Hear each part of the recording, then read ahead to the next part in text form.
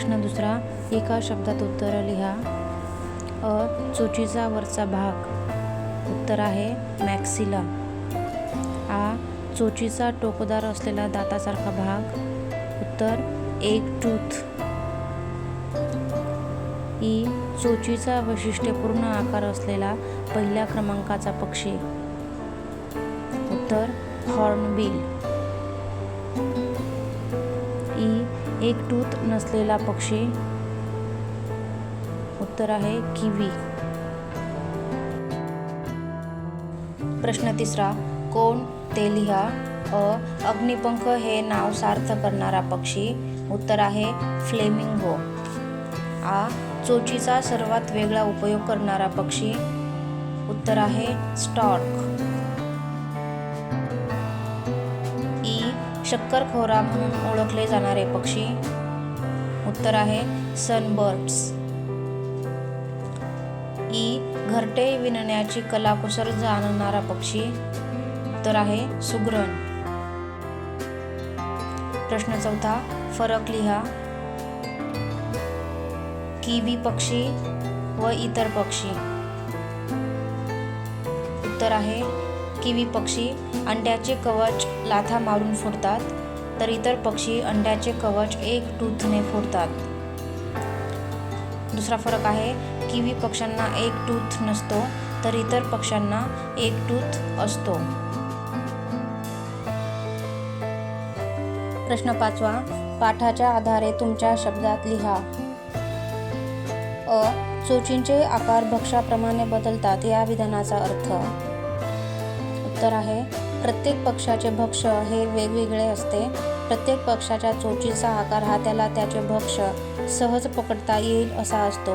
पक्ष्यांचे निरीक्षण केले तर आपल्या निदर्शनास येते की जमिनीवरील किडे खाणाऱ्या पक्ष्यांची चोच ही सरळसोट असते. उदाहरणार्थ सुतार पक्षी, गरुड व घार हे सापांची शिकार करतात, त्यामुळे त्यांची चोच ही अनुचीदार असलेली पाहायला मिळते. फलांमधला मधुर रस चोखणाऱ्या शिंजीर पक्ष्याची चोच ही लांब व बाकदार असते. पक्ष्यांच्या चोच पुराणातून तुम्हाला मिळालेली नवीन माहिती.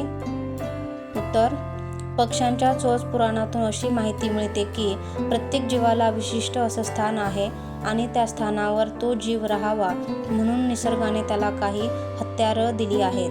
पक्ष्यांची चोच हे त्याचं उत्तम उदाहरण आहे.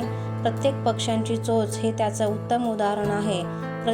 प्रत्येक पक्ष्याची चोच ही त्याच्या अधिवासाप्रमाणे अननानुसार बदलताना दिसते.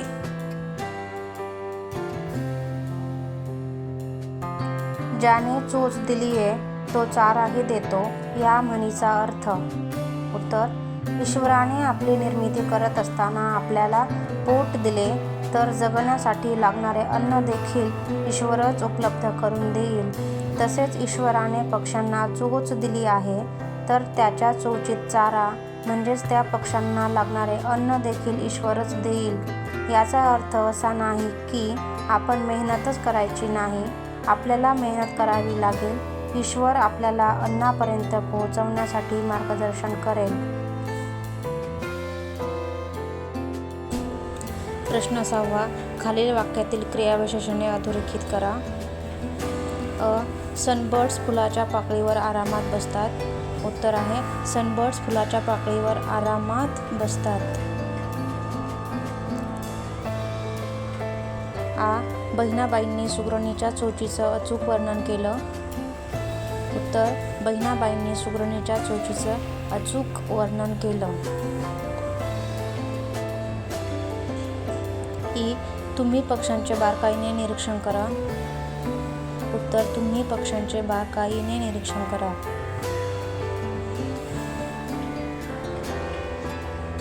घार आपली शिकार घट्ट पकडते. उत्तर, घार आपली शिकार घट्ट पकडते.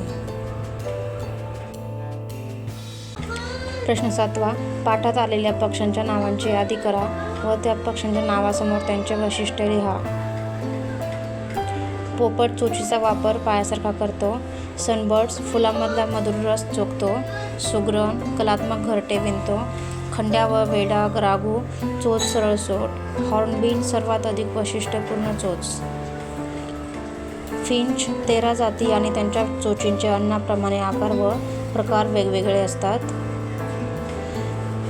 7 फ्लेमिंगो, चोच मध्येच वाकडी. गरुड, घार, ससाना, अणकुचीदार चोच. सुतार, हुप्पो, सरळसोट चोच.